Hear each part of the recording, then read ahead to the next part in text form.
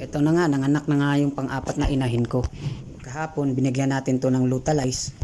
After 22 hours, nag-deliver na nga siya.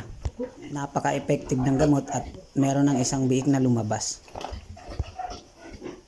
So dito, magbibigay tayo ng oxytocin para mapabilis yung pag-anak niya. 3 ml lang pala yung ibibigay ko na dosage para sa kanya. Kasi may side effect din yung oxytocin. Lalo na pag napasobra at nag-overdose ka sa kanya. Yung downside niya is minsan nilalagnat yung inahin. At yung iba, pagkatapos niya manganak, is napakatamlay niya. Kaya wag basta-basta mag-overdose. Dahil sa kagustuhan natin mapabilis yung pag-anak ng baboy, doon tuloy tayo nagkakaproblema. So tara, tulungan na natin siya para mapabilis yung pag-anak niya.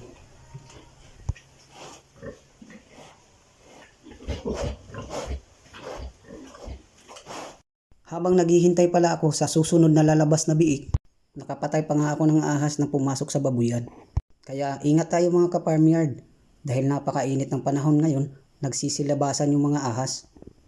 Nang lumabas na yung pangalawang biik, pinadede ko na sila agad para maglabas ng natural oxytocin yung inahin. Kaya napakalaking tulong ang suckling ability ng biik para mapabilis yung pag-anak ng mama pig nila.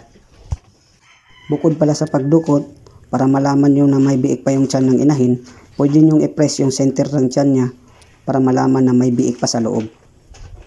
Pag naramdaman nyo may gumagalaw pa sa loob ng tiyan niya, ibig sabihin may mga biik pa yung tiyan niya. Pero pag gusto nyo makasigurado, lalo na pag matagal yung interval nila na umaabot ng halos na 1 oras, pwede na itong dukutin.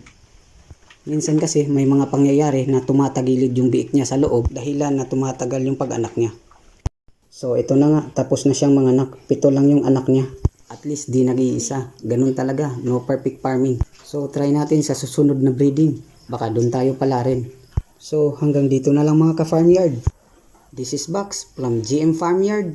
Happy farming!